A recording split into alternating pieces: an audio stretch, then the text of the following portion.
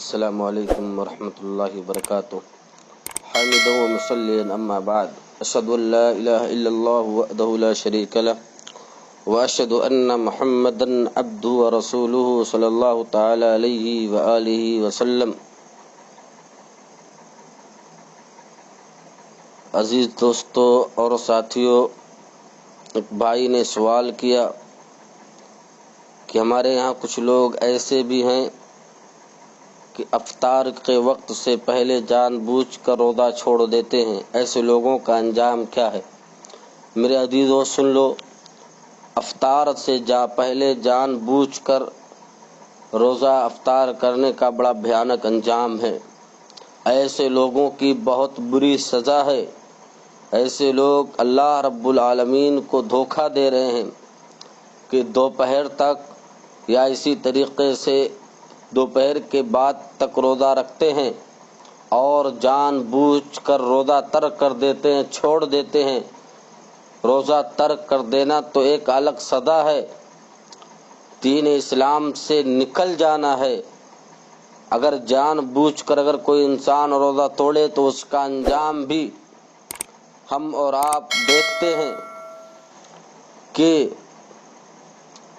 صحیح ترغیب و ترہیب کے اندر 1005 نمبر کی روایت پر ایک روایت منقول ہے، 1005 پر ایک حدیث منقول ہے جس کے راوی ابو امامہ باہلی ہیں۔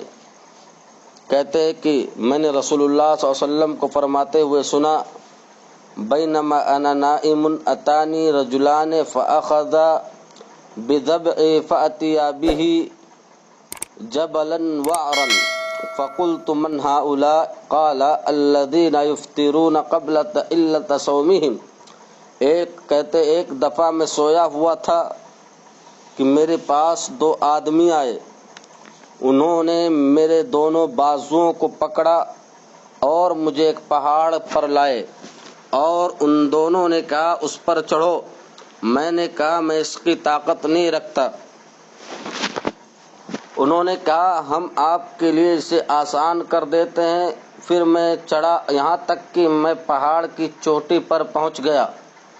وہاں میں نے سخت قسم کی آوازیں سنی۔ میں نے سوال کیا یہ آوازیں کیسی ہیں؟ انہوں نے کہا یہ جہنمیوں کی چیخ و پکار ہے۔ پھر وہ مجھے لے کر چلے، کچھ اور آگے چلے۔ وہاں میں نے کچھ ایسے الٹے لٹکے ہوئے لوگ دیکھے جن کے منہ چیرے گئے تھے اور ان سے خون بہہ رہا تھا۔ میں نے کہا یہ کون لوگ ہیں؟ انہوں نے فرمایا یہ وہ لوگ ہیں جو افطار کے وقت سے پہلے روزہ اختیار کر لیا کرتے تھے اور روزہ توڑ دیا کرتے تھے۔ علامہ البانی رحمۃ اللہ علیہ کہتے ہیں یہ اس شخص کی سزا ہے جو روزہ رکھنے کے بعد افطاری سے پہلے جان بوجھ کر روزہ افطار کر دے۔ تو اب بتائیں کہ جو بالکل ہی روزہ نہ رکھے اس کی سزا کیا ہوگی؟ ہم اللہ تعالیٰ سے دنیا و آخرت کے بھلائی کے طلبگار ہیں۔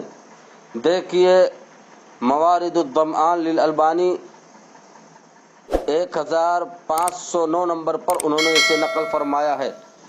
میرے عزیزو، ایسے بھیانک انجام سے ہمیں اور آپ کو بچنا چاہیے اور اس طریقے کے کام کو کرنے سے ہمیں اور آپ کو بچنا چاہیے جس سے ہم اللہ رب العالمین کے گرفت اور اس کے عذاب میں آ جائیں۔ کتنی بھیانک سزا ہے کہ انسان کا منہ چیرا جائے اور اس سے خون بہے۔ میرے عزیزو، ان تمام چیزوں سے ہمیں اور آپ کو بچنا چاہیے اور افطاری کا وہ جو وقت ہے اسی وقت ہمیں اور آپ کو افطاری کرنا چاہیے۔ اللہ رب العالمین سے دعا ہے کہ بار الہ تو ہمیں کہنے اور سننے سے زیادہ عمل پیرا ہونے کی توفیق عطا فرما۔ آمین، تقبل یا رب العالمین، وآخر دعوانا ان الحمد للہ رب العالمین۔ السلام علیکم ورحمۃ اللہ وبرکاتہ۔